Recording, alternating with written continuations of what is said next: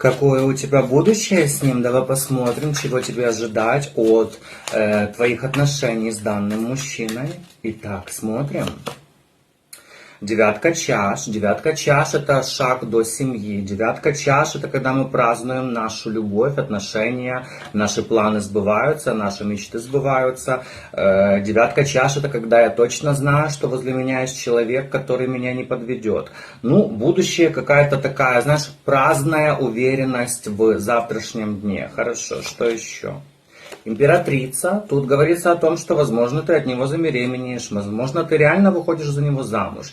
Если же это уже тот человек, который у тебя есть, с которым ты там живешь уже определенное время, значит, это не твой расклад. Смотри следующий. Тут про будущее, про женщину, которая пришла быть счастливой, а не про женщину, которая живет 20 лет с мужем и смотрит таро расклады, потому что муж не рыба и не мясо.